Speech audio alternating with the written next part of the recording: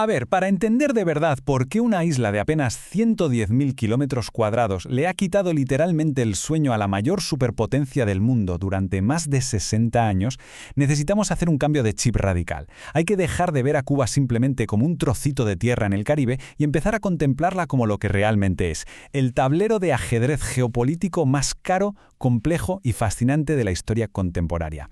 En este análisis vamos a diseccionar el conflicto con una lente puramente histórica y académica. Una mezcla increíble de orgullo herido, pura estrategia geopolítica y cálculos electorales. Bueno, entremos en materia. Nuestro plan de estudios para hoy abarcará estos 6 puntos clave. Primero, la estrategia geográfica. Segundo, la historia y nacionalizaciones.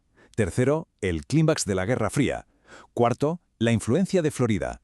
Quinto, el desafío simbólico. Y para terminar, un cara a cara entre el pasado y el presente. Vamos a ir desde la base geográfica más pura y dura del conflicto, pasando por la economía y las tensiones del siglo XX, hasta llegar a las complejidades políticas que mantienen esto vivo a día de hoy. Sección 1. Estrategia geográfica. Y es que, para entender cualquier conflicto internacional prolongado, lo primerísimo que hay que hacer es mirar un mapa. 150 kilómetros, apenas 90 millas. Esa es la distancia exacta que separa las costas de Cuba de la península de Florida. Para ponerlo en perspectiva en términos militares, la isla funciona básicamente como un gigantesco portaaviones anclado de forma permanente justo en la puerta de casa de Estados Unidos. Esta cercanía extrema es la razón fundacional de todo este embrollo. Es pura lógica geopolítica. Ninguna potencia mundial toleraría que un territorio tan inmensamente cercano escape por completo a su esfera de influencia. Sección 2. Historia, inversiones y nacionalizaciones. Demos un paso atrás para ver cómo se ha ido cociendo todo esto a lo largo del tiempo, porque este marcaje tan de cerca viene de muy lejos. Mucho antes de que Fidel Castro asomara por allí, Washington ya tenía muy claro el destino de la isla. En 1823, John Quincy Adams planteó la famosa teoría de la fruta madura. La idea era súper sencilla pero implacable. Por pura gravedad política, una vez que Cuba se desprendiera del Imperio Español, iba a caer sí o sí en manos de Estados Unidos. Y bueno, esto se hizo realidad de forma dramática en 1898. Justo cuando Cuba estaba a un paso de independizarse de España por sus propios medios, ocurre la explosión del acorazado Maine, Estados Unidos interviene y terminan imponiendo la enmienda Platt en la Constitución cubana. Básicamente la nueva nación nacía pero con una correa muy corta que le daba a Washington el derecho legal y explícito a intervenir militarmente cuando quisiera. Y vaya si lo aprovecharon para hacer negocios. Durante la primera mitad del siglo XX, especialmente bajo la dictadura de Batista, el control económico estadounidense era absoluto.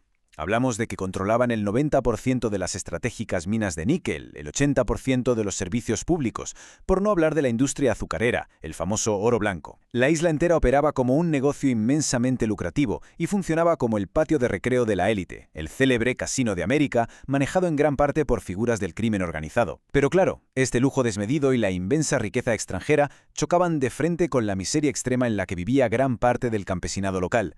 Era una situación insostenible. Y esa bomba de relojería finalmente estalló. 1959 marcó el punto de no retorno geopolítico. Triunfa la revolución y comienza el desmantelamiento total de ese sistema económico. Los líderes revolucionarios confiscan tierras para los campesinos y, aquí viene lo gordo, nacionalizan sin el permiso de Washington enormes empresas estadounidenses como la famosísima United Fruit Company. Esto no fue solo un golpe financiero, fue una bofetada directa al orgullo institucional y a la cartera de la superpotencia. La respuesta de Estados Unidos al perder sus inversiones y ver cuestionada su autoridad, iniciar un proceso sistemático de asfixia económica sobre la isla rebelde. Sección 3. Clímax. La Guerra Fría. Pero ojo, porque esa asfixia económica pronto se quedaría pequeña, casi en una anécdota, comparada con lo que estaba por venir. Pasamos de hablar de dinero y expropiaciones a literalmente asomarnos al abismo. Tener un gobierno hostil a 150 kilómetros ya Escocia, pero en pleno apogeo de la Guerra Fría se convirtió en una brecha de seguridad absolutamente inaceptable. El clímax absoluto llegó en 1962, cuando la Unión Soviética instaló en secreto misiles nucleares en Cuba, apuntando directos al corazón de Estados Unidos. Fueron 13 días larguísimos en los que el mundo entero contuvo la respiración temiendo una guerra nuclear total. Para el ego estadounidense y su doctrina de defensa, esta amenaza directa cimentó una postura de línea dura que sorprendentemente perdura hasta el día de hoy. Sección 4. Política exterior y Florida. Pero, a ver, la Unión Soviética cayó y la Guerra Fría terminó hace más de 30 años. Entonces, para entender qué mantiene viva esta llama hoy en día, tenemos que dejar de mirar al exterior y enfocarnos en la política interna. Y lo verdaderamente interesante de este punto es que la política exterior internacional está, en este caso, totalmente condicionada por las elecciones nacionales. Fijaos, o mejor dicho, fijémonos en este dato. El estado de Florida alberga una comunidad enorme y poderosísima de exiliados cubanos, con una oposición inquebrantable al sistema de la isla. Como el sistema electoral de Estados Unidos hace que Florida sea un estado pendular, de esos que deciden quién gana la presidencia, mantener la mano dura con Cuba es vital para conseguir votos. Relajar estas medidas sería a efectos prácticos un suicidio electoral para cualquier político que quiera pisar la Casa Blanca. Sección 5. El desafío simbólico e ideológico. En paralelo a los votos, hay una guerra mucho más silenciosa pero igual de potente. La batalla psicológica y de prestigio. A pesar de ser una isla con dimensiones limitadas y de sufrir un ahogo económico severo, Cuba ha sabido vender extremadamente bien su narrativa.